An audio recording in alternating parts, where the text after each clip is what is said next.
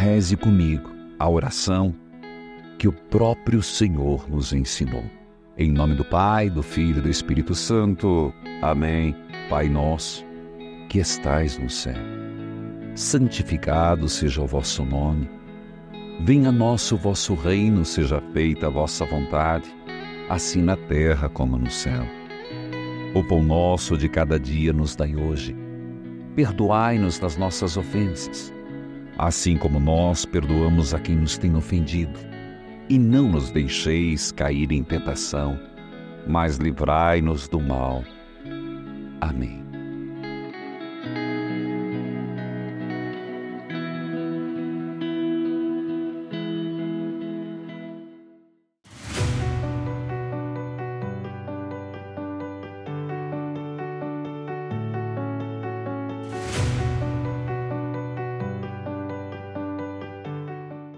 Nós estamos falando do profeta Elias.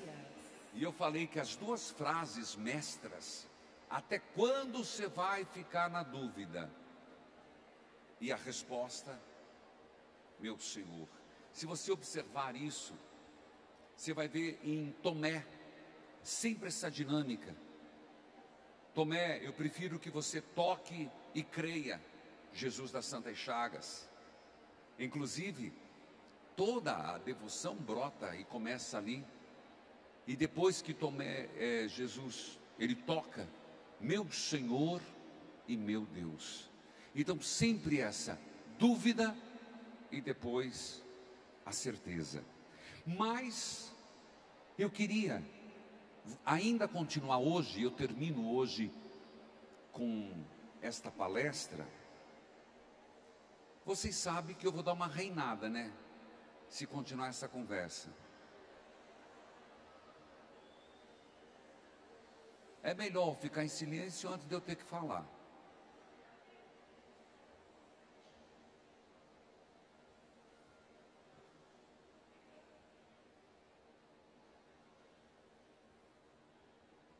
Obrigado. A história de Elias, se você pegar 1 Reis 19, aconteceu tudo isso. Eu vou perguntar para você e me responda. Elias saiu vitorioso? Sim ou não? Ele saiu por cima da carne seca? Ele saiu diante de Acabe como o verdadeiro profeta? Ele estava no auge da sua missão? Sim ou não? Sim. De repente, aconteceu uma coisa. Lembra do Carite? Quem lembra da fonte? Que Deus levou e disse, vai lá para eu te dar unção. Unção, que eu expliquei para que os 4 pontos da unção. Para fazer coisas, quem consegue falar? Vamos ver do ministério. Quem anotou? Número 1. Olha aí, rapaz, você anotou? Para você fazer o que jamais faria. Olha aí, vai lá, peraí. Número 1, vai lá, Danilo. Para você... Por que... Peraí, rapaz, deixa eu dramatizar a coisa. Vamos lá, começamos. Unção, por que você pede ou reforça a unção de Deus na sua vida? Primeiro, para você fazer o que jamais faria. Segundo, para você ter o que jamais teria. Terceiro, para você chegar onde jamais chegaria. E quarto, fala junto. Para você ser o que jamais seria. Olha, que orgulho que me deu, gente. Dá uma salva de palmas aqui. Ei, que orgulho. Aí, Super Gêmeos, ativa. Que legal. Então, aconteceu algo que não estava no plano de Elias. De repente, 1 Reis capítulo 19, acontece uma coisa estranha. Jezabel, a vaca. Jezabel, a idólatra. Jezabel, a infeliz. que ela faz? Ela promete que vai matar, se vingar de Elias. Elias está no auge, nem de longe ele é um homem frágil, ele é amedrontado. Ele agora passa por uma crise de identidade, entra num discurso vitimista, o capítulo 19, e vai se esconder numa caverna. É impressionante como é que Elias, do auge, ele vai ao fundo do poço. Parece que eu estou vendo muita gente aqui. De repente está numa alegria, está tudo, e de repente vai lá no fundo do poço. Oh meu Deus, eu vou morrer, meu Deus, eu quero morrer. Quer desistir da caminhada, quer desistir do projeto, quer desistir da obra, quer desistir do ministério, quer desistir eu conheço essas conversas. E a pessoa se faz vítima, e a pessoa ela entra, começa a ficar, se sente frágil, a pessoa não quer mais nada. Elias parece um homem corajoso para enfrentar Acabe, desafia os profetas. Gente, há pouco ele desafiou 450. Ele desafiou, vem para briga, e ganhou, botou no bolso, rezou para chover e choveu. Elias rezou e fez um morto ressuscitar. Mas espera aí, padre, eu não consigo entender. A Bíblia está mostrando o que acontece na nossa vida. Elias escuta a ameaça de Jezabel. Primeiro vai embaixo de um junípero. Acha, por favor, junípero é uma árvore comum. Não é importante que o tipo de árvore.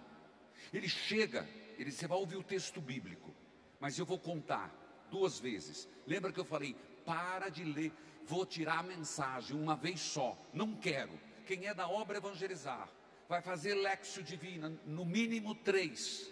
Você vai fazer um grupo de oração no Santíssimo, 3 vezes a leitura bíblica.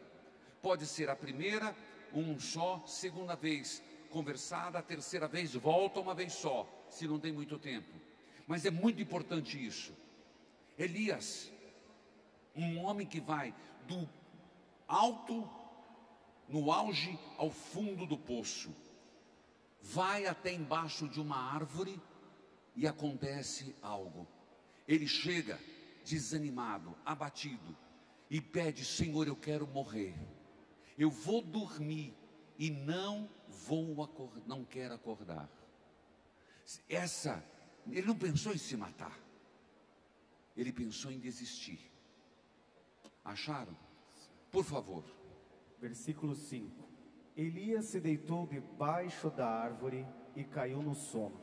De repente, um anjo tocou nele e disse: levante-se e coma. Elias olhou em volta e viu perto da sua cabeça um pão assado nas pedras e uma jarra de água. Ele comeu e bebeu e dormiu de novo. O anjo do Senhor Deus voltou e tocou nele pela segunda vez, dizendo: levante-se e coma, senão você não aguentará a viagem. Elias se levantou, comeu e bebeu, e a comida lhe deu força bastante para andar 40 dias e 40 noites até o Sinai. Antes, Danilo, eu gostaria, ou outro, 1 Reis, capítulo 19, versículo 2. Por que Elias chegou no junípero? Do auge ao fundo do poço. A nossa vida, às vezes nós somos isso. A gente vive igual exame de coração, com taquicardia. E a pior coisa é conviver com essas pessoas. Meu Deus, como é difícil conviver com essas pessoas que têm aqueles rompantes. É difícil. Por favor, 1:19, versículo 2. Aí ela mandou um mensageiro. Ela quem? A vaca. A vaca da Jezabel. Eu estou sendo generoso com ela. A rainha Jezabel, o que ela fez? Mandou um mensageiro a Elias com o seguinte recado: que os deuses me matem, se até amanhã a esta hora eu não fizer com você o mesmo que você fez com os profetas. Perguntaria a você, agora vou fazer uma hermenêutica, por que ela não foi e matou ele direto? Olha o raciocínio do diabo. Lembra que eu falei que Jezabel, em Apocalipse, ela é citada como espírito mau, algo ruim. Vou chegar lá. Mas lembre-se, por que ela não foi e matou? Sabia onde ele estava? No Monte Carmelo. Era chegar, não tinha telefone celular, mas era mandar alguém e ela, matou. Gente, Israel tem 600 quilômetros hoje. Pensar, nós estamos falando do Reino do Norte, de 2 tribos. Ali, Samaria está perto, é mandar um emissário, mataria. Por quê? Porque Jezabel, eu falei, a vaca, ela queria fazer algo e conseguiu. Se eu matá-lo, eu o torno mártir. Então o que eu vou fazer?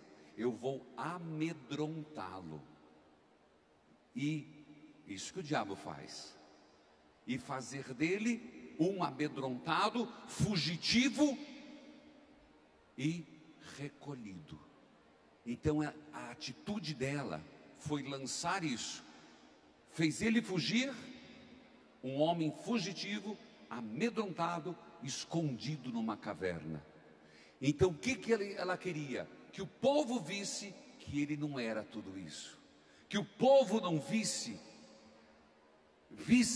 que ele não era aquele profeta. Isso que o inimigo faz. Lembra que eu falei que o inimigo não precisa tirar a gente da igreja para fazer segui-lo?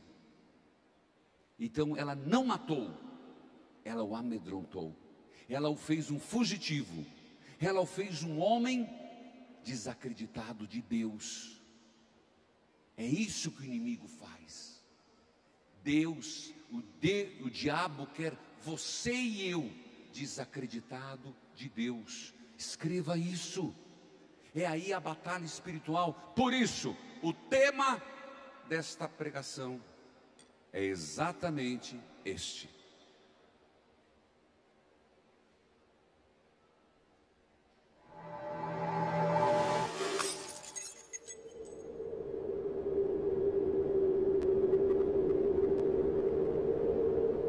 O que fazes tu, Elias?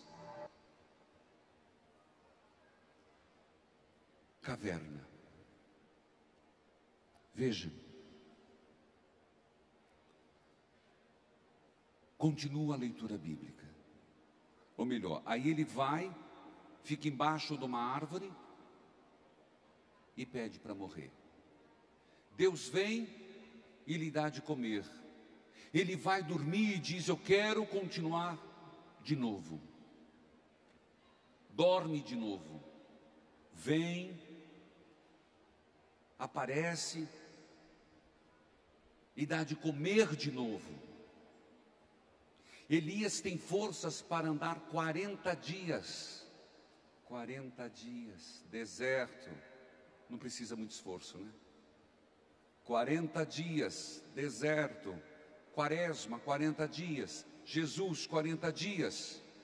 E se nós nos alimentarmos de Deus, somos capazes de andar 40 dias e 40 noites pela vontade de Deus. Se eu e você nos alimentarmos de Deus, acredite, nós temos força para caminhar além daquilo que podemos. Lembra o que diz uma das unções? Que é fazer aquilo que não faríamos por nossa força. Gente, isso é muito lindo. Mas Elias se deixou morder, se deixou impressionar por Jezabel. Se Jezabel o matasse, Elias provavelmente enfrentaria o descontentamento do povo. O objetivo de Jezabel era fazer Elias fugir. Ela preferia um Elias escondido em vez de um Elias mártir. Quando Elias ouviu aquela mensagem, teve medo, fugiu para salvar a sua vida. Partiu para o deserto, caminhando um dia. A estratégia de Jezabel funcionou. O inimigo, a grande batalha. O inimigo em nossas vidas, às vezes ele parece que ele vai vencer. Parece que nós não vamos conseguir combater.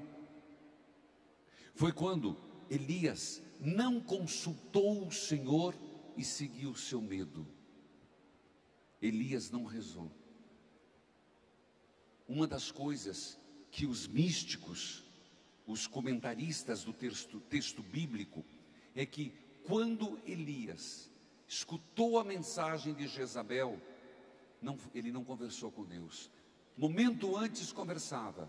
Na grande batalha, toda hora conversando com Deus. Nessa batalha que ele achou menos importante, ele agiu sozinho.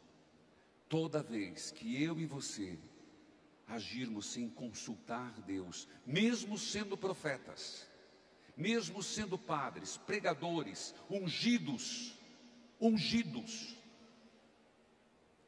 nós vamos errar. Pare e consulte. Você percebe no texto bíblico, ele é liso. Nessa hora, mostra Elias liso, agindo por instinto. É quando aqueles que estão perto da santidade se perdem. O Senhor não havia desamparado em nenhum momento. Tanto que ele vai dizer, só eu sobrei. Logo depois aparecerão 100 sacerdotes de Javé. Eu não vou ter tempo de explicar tudo na Bíblia. Anote isso. Ele vai reclamar, só sobrou eu. Falando sozinho. Olhando para o seu umbigo. Olhando só para as suas forças. Momentos depois, Deus manda os 100 sacerdotes, os 100 profetas de Javé ir encontrá-lo. E ele se dá conta que ele não estava sozinho na batalha. Quando nós nos deixamos levar pelo medo, meus irmãos, sempre vai ter uma Jezabel na nossa vida. Sempre vai ter alguém para nos tirar as forças, para nos ameaçar. Elias fugiu, não rezou ao Senhor, não recordou os feitos do Senhor, mas Deus nunca o abandonou. Nem ele, nem eu, nem você. O comportamento foi tão irracional que lhe faltou coragem. É assim o diabo em nossa vida. Ele sentou e orou a Deus pedindo a morte. Você escutou o trecho. Mas o Senhor disse, como é que é o título do retiro hoje? Desperta, tu que dormes. Qual é o título do retiro hoje? Desperta, tu que dormes. Terceira vez, qual é? Desperta, tu que dormes. Levanta-te e coma. Foi Deus que falou. Levanta, Elias. Padre, mas não tem nada a ver. Tem. Nós estamos falando de ação de Deus que nos faz despertar. Levanta e coma. O que é que Deus deu de comida a Elias? Alguém arrisca? Pão e água. Gente. No Carite foi pão e água. Eucaristia, água. Você vai falar, não entendo muito água, eu te explico. Algo que falta para a nossa cultura ocidental. Nós sempre vemos o Espírito Santo pomba. Vemos o Espírito Santo fogo. Mas o Espírito Santo é água. Na Bíblia também é água. Então, quando é pão e água, é Eucaristia e o Espírito Santo. No Oriente, o Espírito Santo como água é fortíssimo. Então, meus irmãos, nesse retiro nós estamos tendo resposta para muita coisa. De repente, você está no auge do Elias, que você matou 450. Nossa, Padre do céu, eu tive um momento que eu ganhei bem. Tá bom. Gente, Deus não é contra a pessoa que se deu bem na vida. Você acha que Deus está bravo se você como advogado, se você como alguém empresário, se saiu bem na vida? Você acha que Deus, para com isso, que conversa mais medíocre. Bota Deus em umas situações. Você acha que Deus vai ficar achando ruim que você teve um ano promissor? Ah, me poupe, não faça isso com Deus não. Isso é conversa de, nada. Mas, não posso. Mas, eu quero dizer, Deus não é assim. A prosperidade, que você está bem, está ótimo, Deus abençoa. Que bom. Mas, será que Deus não está dando resposta? Pelas suas lutas internas que você perdeu a oportunidade de crescer? Pelos teus vazios que você perdeu a oportunidade de preencher?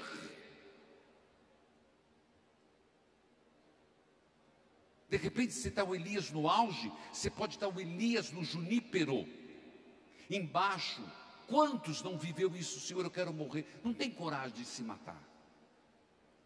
A gente não tem. Mas quantas vezes a gente passa por isso? Eu encontro muita gente que diz: Padre, se eu pudesse, eu desistiria. Se eu pudesse, eu não queria acordar amanhã. É esse Elias. Mas tem esse Elias que levantou e foi 40 dias e 40 noites e foi para o Monte Horebe. Ah, entendi. Elias na caverna, o que fazes tu? Elias na caverna. Caverna. Quem quiser filosofar, por conta o fará, não o farei. Mas a caverna de Platão, fica por tua conta. Eu vou na Bíblia. Levanta-te e coma. O que dizer do ato de um profeta como Elias se esconder na caverna? Ainda mais após a grande vitória dos profetas de Baal. É interessante perceber isso. A Bíblia, quando coloca Elias na caverna, é para mostrar que na Bíblia não tem super-heróis. Nós o fazemos. Nós não somos super-heróis. Nós somos alguém em processo, alguém em formação. Ninguém tem superpoderes. E Deus sabe disso. A gente que esquece. Eu tenho muito medo, vou ser bem sincero. Eu tenho muita devoção a São Pio de Pietrelcina. Mas quando alguém vê nele um homem de superpoderes, você se distancia. Mas que este terço que está na mão, isso lhe dá uma blindagem. Eu estou falando coisa que eu acredito. Não é o carregar. O objeto em si não tem superpoderes, mas o uso dele cria dentro de você. Eu vou falar um pouco de energia quântica. Quando um homem reza, uma mulher reza, eu creio nisso. Ele cria, coloca dentro de si. Eu estava lendo esses dias. Padre, o senhor está esotérico. Estou esotérico como uma ova. Ué, você cria negatividade. Você cria, se puxa a negatividade. Você bota inveja nos outros, os outros botam inveja em você. Ah, então o senhor crê no olho go? Creio. Não creio naquelas mandingas. Mas que tem gente que tem mais moço.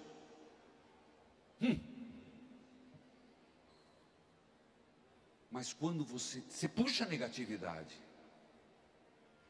Mas quando você reza, você cria uma energia positiva, quântica.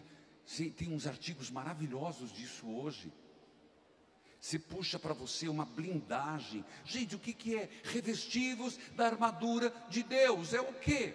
Se puxar para você as coisas de Deus.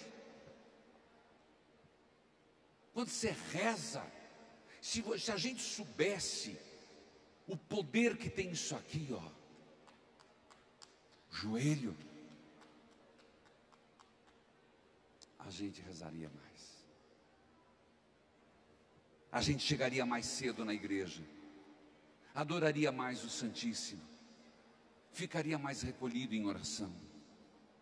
O que Elias foi fazer na caverna? Meus irmãos, antes eu gostaria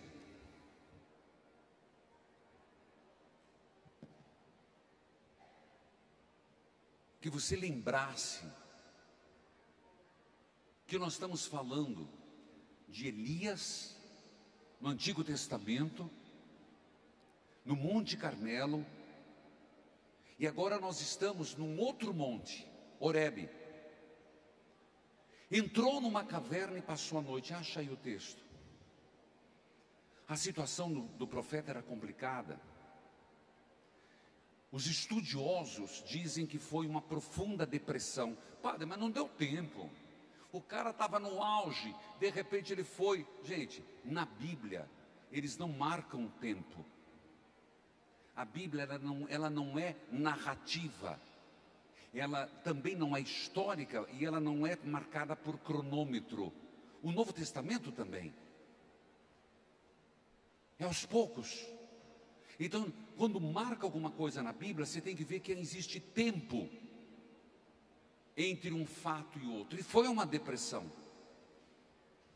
Elias caiu numa depressão. Nossa, Padre, então não sou só eu. Bem-vindo com os nossos Rivotrios. Bem-vindo para o time. Bem-vindo, Dona Maria Seu Zé.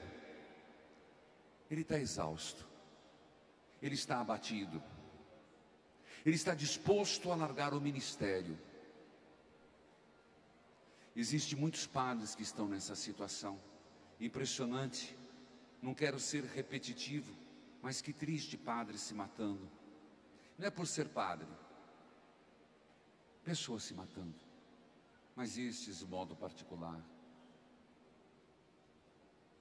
Mas foi na caverna que Deus falou a Elias. O que fazes tu, Elias? Por favor, leia 1 Reis 19. Depois, leia de novo o versículo 2. Nunca é demais. Comece no 1. Nós temos, é importante. Pega a tua Bíblia, meu filho.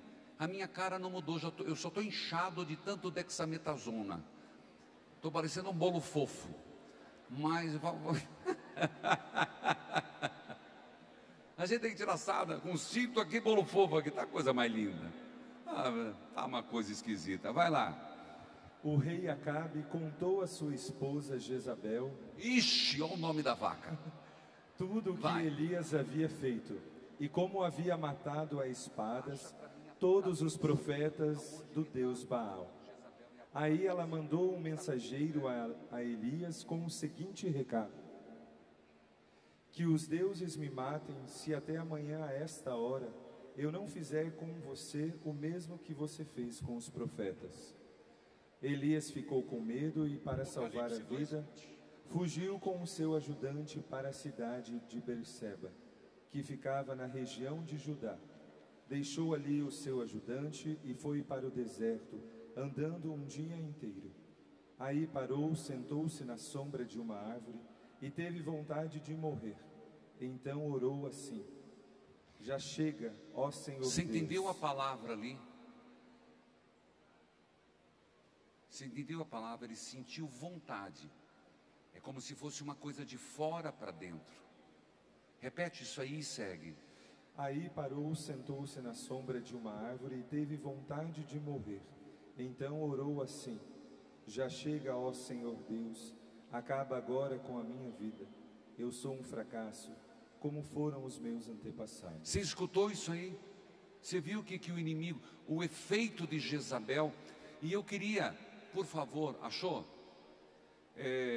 Leia aqui, não, pode ficar ali, leia aqui você. Eu quero só explicar Jezabel para você entender como é um espírito mau. É o nome de uma mulher? É, da vaca da esposa do Acabe.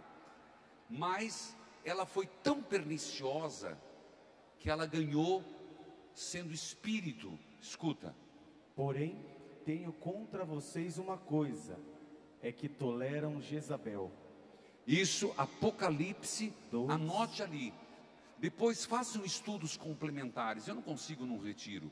Apocalipse capítulo 2, Versículo 20. versículo 20. Leia. Porém, tenho contra vocês uma coisa, é que toleram Jezabel, aquela mulher que diz que é profetisa.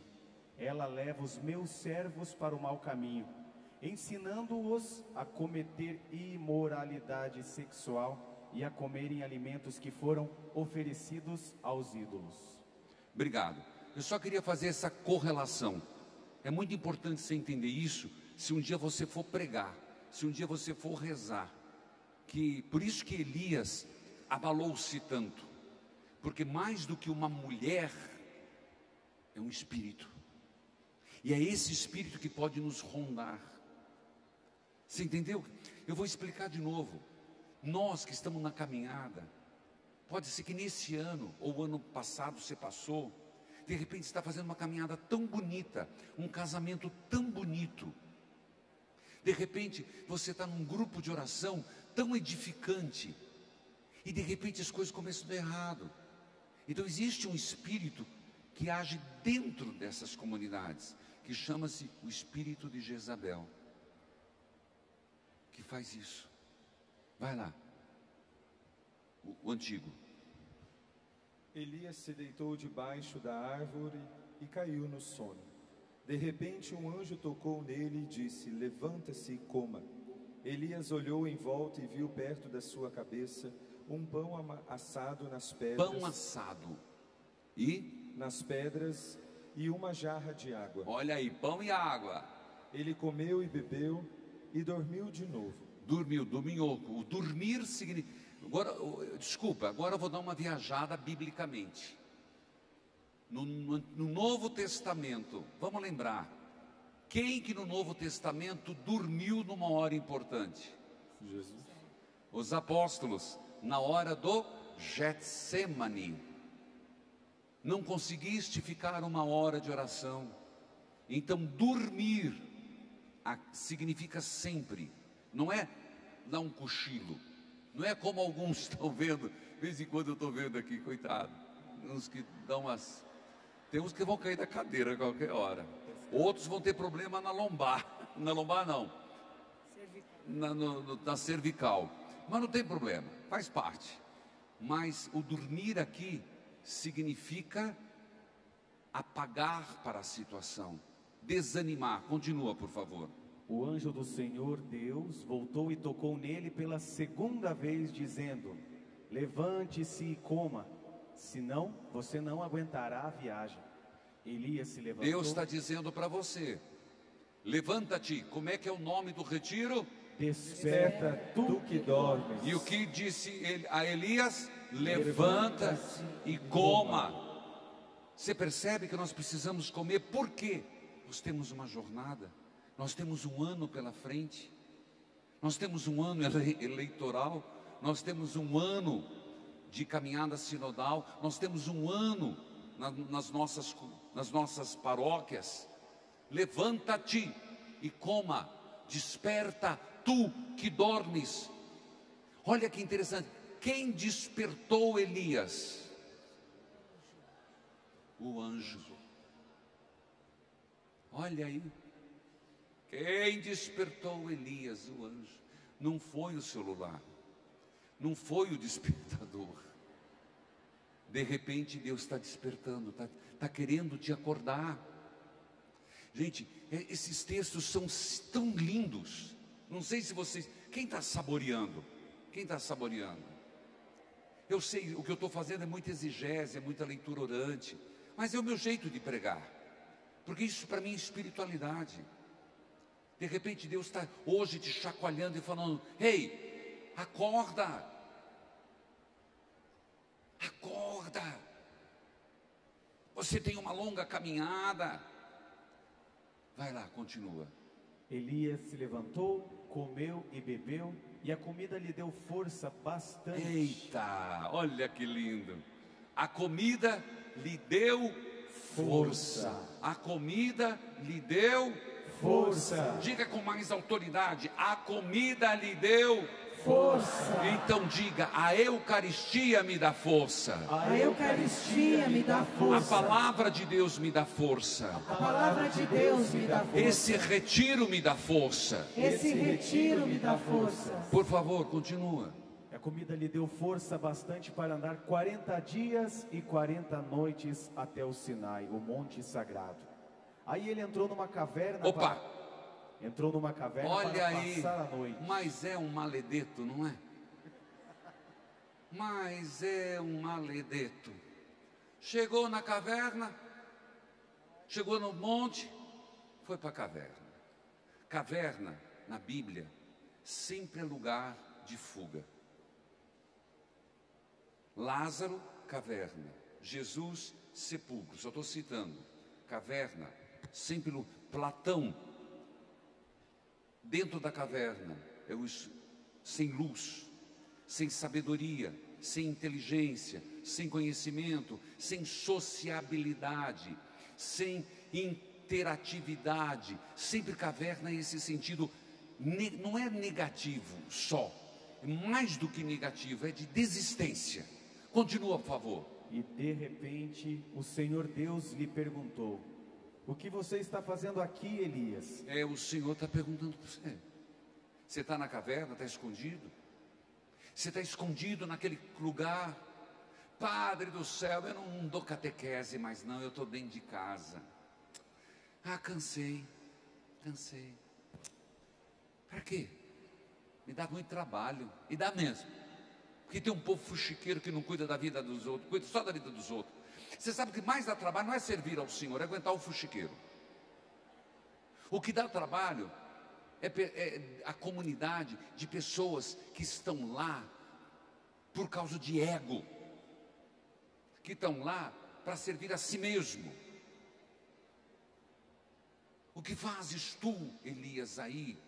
É como Deus dissesse: Elias, escuta bem, Elias, eu te fiz tanta coisa na vida.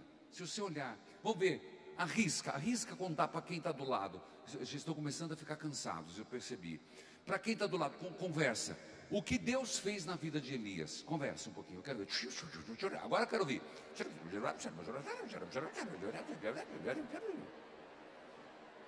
Isso aqui é edição da TV. Vai lá, pode, conta. Mas não é para contar piada, não. O que Deus fez na vida de Elias? Eu vou perguntar para o ministério. Prepara aí uns pontos. Espera aí, deixa primeiro o povo falar.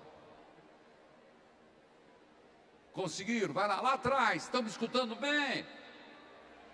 Ô, bênção. Vamos lá. O que Deus fez? Quem arrisca? Vamos lá, Jean. Meu amigo Jean. O que Deus fez na vida de Elias?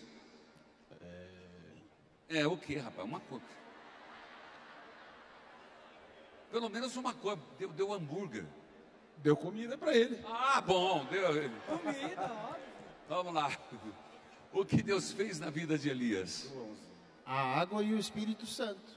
Muito bem. Agostinho, aplauso, gente, aplauso, ajuda a igreja. O que Deus fez? Ajuda aí. A unção. Unção, muito bem.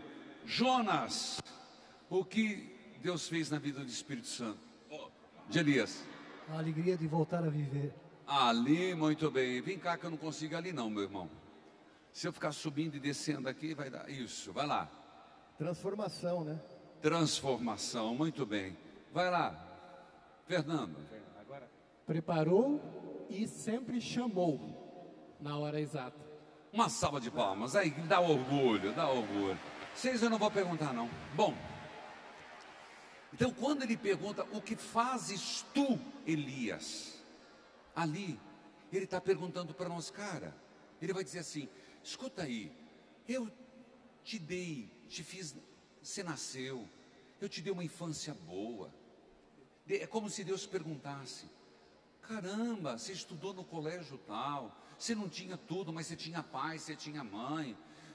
O que eu já te fiz na tua vida? Você casou com a dona Mariquinha, você casou com o seu Zefinha, vocês tiveram filhos, eu te sustentei, eu sou teu amigo, eu já fiz. Quem acha que Deus fez coisa boa na vida? Levante a mão e diga: eu acredito. Eu acredito Que Deus fez coisa boa na minha vida. que Deus fez coisa boa na minha vida. Diga com mais autoridade: Eu acredito que Deus fez coisa boa na minha vida. mais uma vez com força.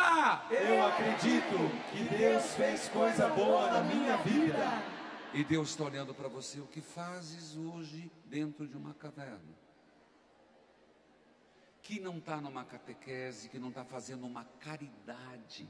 Mas eu não, peraí, que não está ajudando nada, que não está numa intercessão. Não adianta fugir. Você não está fazendo nada pelo outro. Não está sendo um pouco altruísta. Não está sendo um pouco solidário. Você vai dizer: não ajuda nem a tua família, seu faminto, arrogante. Porque tem gente que não dá nem cesta básica para os seus. Gente, o inferno tem que existir. Tem que existir. Você me perdoe. O que fazes tu ali? Aí Elias responde: zelo gelato pro domino sunt. Consumo-me de zelo pela causa do Senhor. E o Senhor diz: você está no zelo de você, eu não aceito. A gente sempre vê essa frase positiva. Sim, ela é positiva, mas no contexto ela é negativa. Ali naquele momento é negativa. Engraçado, né? Eu estou te dando essa chave e não estou sendo leviano. Quando ele fala assim: sim, eu me consumo de zelo pela causa de Deus, Deus vai dizer: não te reconheço, Elias, aqui não.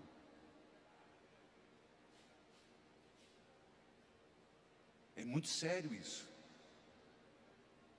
Ele fez zelo pela causa do Senhor, mas ali escondido não. Veja, me perdoe, 1 Reis 19:10, você vai entender o que eu estou falando.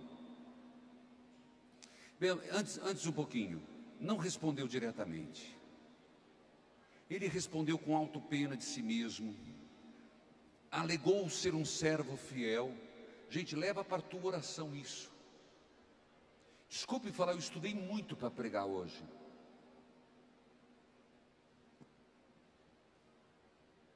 Às vezes Deus não reconhece o nosso zelo.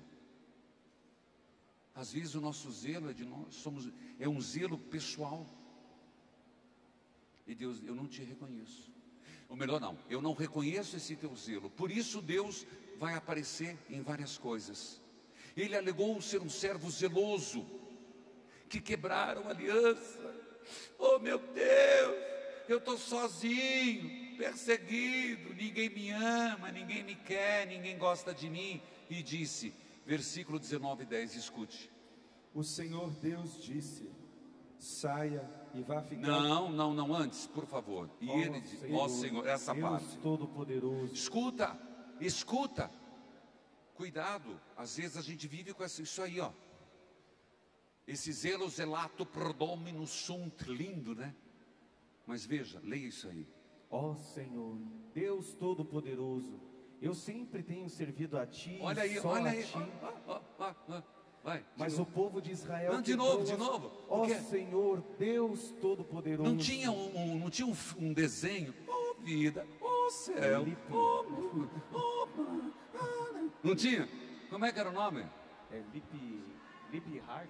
É? Hip Hard, né? Oh minha vida, oh céus. Vai lá, leia lá que eu já estou virando, tá virando bagunça. Deus Todo-Poderoso, eu sempre tenho servido a Ti e só a Ti. Mas o povo de Israel quebrou a sua aliança contigo derrubou os teus altares e matou todos os teus profetas. Eu sou o único que sobrou e eles estão querendo me matar. Continua. O Senhor Deus disse: saia e vá ficar diante de mim no alto do monte. Continua, pode continuar que eu quero terminar, senão você vai ficar sem um pedaço da explicação. Então o Senhor passou por ali. O Senhor passou. Então quer dizer, ele não reconheceu lá. Tinha que fazer outra experiência. A da caverna não. Vai lá. E mandou um vento muito forte, que rachou os morros e quebrou as rochas em pedaços. Mas o Senhor não estava. Por que não estava lá? Você tem que lembrar. Quem era o Deus da ventania? Baal. Deus não estava na ventania. Continuemos. Quando o vento parou de soprar, veio um terremoto. Um terremoto. Porém, o Senhor não estava no terremoto. Então, por quê? Porque quem é que mandava no tempo? Baal.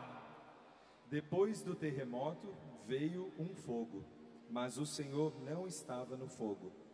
E depois do fogo... Por quê? fogo... Porque quem mandava no fogo era... Pois bem. E depois do fogo, veio um sussurro calmo e suave. Quando Elias ouviu o sussurro, cobriu o rosto com a capa. Então saiu e ficou na entrada da caverna. E uma voz lhe disse: o que você está fazendo aqui, Elias? E ele respondeu: ó Senhor, Deus Todo-Poderoso, eu sempre tenho servido a Ti e só a Ti. Mas o povo de Israel quebrou a sua aliança contigo, derrubou os teus altares e matou todos os teus profetas. Eu sou o único que sobrou e eles estão querendo me matar. Então o Senhor Deus disse: volte para o deserto que fica perto de Damasco. Chegando lá, entre na cidade e unja Azael como rei da Síria. Unja Gel, filho de Ninsi, como rei de Israel. Tá bom. Entendeu? Estava na brisa. Mas Deus, assim que foi reconhecido, disse: volta. Como é que é o finalzinho ali? Olha que interessante. O texto corta, ele corta o texto. Volte para o deserto. Um pouquinho antes. Quando Elias ouviu o sussurro, Elias ouviu o sussurro, cobriu o rosto com a capa. Então saiu e ficou na entrada da caverna. Olha que lindo isso, gente. Saiu da caverna, cobriu o rosto. Moisés cobriu o rosto para ver Deus. Saiu da caverna. Nós temos que sair das nossas cavernas. Eu e você temos que sair dos nossos confortos, dos nossos esconderijos, das nossas vitimizações. Nós temos que sair do nosso derrotismo. Você lembra que eu falei, nós somos filhos da promessa? Que que eu comecei dizendo, se Davi achava que não ia vencer Golias, ele teria perdido. Nós temos que sair dos nossos medos. Filhos, eu queria lembrar 4 lições que nós aprendemos com isso. Pelo menos o que eu gostaria de dividir com você. Primeiro, Elias aprendeu que Deus não está limitado apenas a uma maneira de agir, mas que Ele se manifesta de várias formas. Sai e vá ficar diante de mim no alto do monte. Então o Senhor passou por ali e mandou um vento muito forte que rachou. Quando o vento parou de soprar, veio um terremoto, porém o Senhor não estava no terremoto. Veio fogo, Deus não estava no fogo. O que aprendemos desse texto? Que não podemos colocar Deus em uma forma, querendo que Ele haja segundo o nosso desejo. Deus não está limitado aos nossos pensamentos. Ele pode sempre nos surpreender. Segundo, Elias entendeu que estava fora da direção e precisava voltar ao caminho. 1 Reis 19:15. Vai, volta pelo caminho pelo deserto de Damasco. Às vezes nós estamos desanimados com Deus. Podemos cometer erro de não pedir a direção. Elias não rezou. Elias não se aconselhou. Perdeu a direção. Quase perdeu a unção e a vida. Terceiro, Elias pensava ser seu fim, mas Deus tinha muita coisa para que ele fizesse. Por isso, Elias pensava que morreria por outros profetas, por Jezabel. Mas Deus tinha outros planos para ele. Por isso, quando eu e você pensarmos ser o fim, nos abramos à graça de Deus e perguntemos: Deus, qual é o teu querer em mim? E quarto, Elias pensava estar só, mas Deus não. Eu falei 1000, são 7.000, perdão. 7.000 sacerdotes do Senhor. 1 Reis 19:18. Por 2 vezes nesse texto Elias reclama estar só. Mas é impressionante. A gente pensa estar só de pessoas, mas não há de se pensar que ele reclamou de estar só de Deus. Nós nunca estamos sós de Deus. Elias cometeu um grave erro. Não viu Deus nos pequenos detalhes. Portanto, Elias nos ensina muito. E inclusive, um último. A capa que ele cobre o rosto é a capa que ele dá a Eliseu. Nós somos filhos da promessa, filhos da capa de quem saiu da caverna e confia no Senhor. Mesmo que Deus não tenha mandado, Elias se esconde na caverna. E ele foi para nos ensinar esses 4 pontos que eu lhes disse. A experiência de Elias na caverna está na passagem bíblica como uma experiência que todo ser humano pode ter em algum momento de sua vida. É um exemplo para todos nós. Jesus, de alguma forma, também passou pelo mesmo processo. Elias é a prefiguração de Jesus. Se lembrarmos que na transfiguração ele foi um que apareceu. Tão forte é a pessoa de Elias na Bíblia. Elias foi um dos homens da história da humanidade que viveu de forma extraordinária o poder de Deus. Pode não ser o profeta mais milagroso, mas é um dos profetas que mais milagres fez. E é sem dúvida aquele que de tanta intimidade tinha com Deus, que na terra não havia lugar para o seu corpo. Por isso Deus mandou uma carruagem de fogo para buscá-lo em vida e o levou para o céu. Portanto, que Elias seja para mim e você um exemplo de seguimento do Senhor. Filhos queridos, nós temos muito a refletir. Daqui a pouco, na adoração do Santíssimo Sacramento, nós somos chamados a sair da caverna e ver o próprio Deus. E quando você olhar para Jesus aqui, no seu trono majestático, é impressionante. O grande problema nosso é que ele é presença divina, real, escondida no pão. Mas por estar escondido, às vezes não enxergamos. E se a gente enxergasse um pouquinho mais, com os olhos da fé, nós veríamos a divindade de Deus diante de mim e de você. Ah, meus irmãos, o Senhor aqui no ostensório não é teatral. É o mesmo Deus do Antigo e do Novo Testamento, Deus que era, Deus que é, Deus que será sempre, olhando para mim e para você e perguntando: o que faz você hoje? O que faz você, Lu? O que fazes tu, Cleusa? O que fazes você hoje na caverna? Vem para fora. É o Senhor que vai estar aqui, passando numa brisa, acalentando os nossos corações, curando nossas feridas e fazendo algo que Deus quer: milagres. Aí alguém vai me dizer: mas eu não acredito que Deus vai fazer algum milagre, o Senhor é muito prepotente. Ô filho,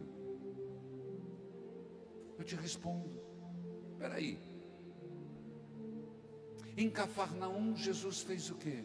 Milagres. Na casa de Pedro ele fez o quê? Diante da febre, milagres. Diante do cego Bartimeu em Jericó, ele fez o quê? Milagres. Diante da mulher que estava com o filho sendo levado no caixão em Naim, milagres. Diante, em Betesda, de um homem de 38 anos, ele fez o quê? É da natureza de Deus fazer milagres. Não existe esforço. Gente, eu tenho um problema muito sério com quem não crê nisso, porque não tem esforço em Deus. É da natureza de Deus fazer milagres. Então, duvidar que hoje, se ele encontrar um ferido na alma, vai curar? Se ele encontrar alguém que está com refluxo, encontrar alguém que possa estar com uma endometriose, alguém que está com uma célula cancerígena, que não vai curar? Ora, peraí, para, nós estamos falando de que Deus? De que Deus nós estamos falando? Ou você crê que aquela hóstia santa é Jesus ou não? Gente, é simples. Eu estou te falando algo que eu fiquei pensando esses tempos. Sabe que você ficar num colchão, não podia levantar muito a cabeça porque fazia um ângulo diferente para a coluna. Então tinha que ficar mais ou menos reto, mas é bem complicado. 4 meses, só isso. Então, essas coisas, eu assistindo evangelizar, as adorações, vendo os testemunhos, que bom que você veio aqui, porque você vai ser testemunha de milagres.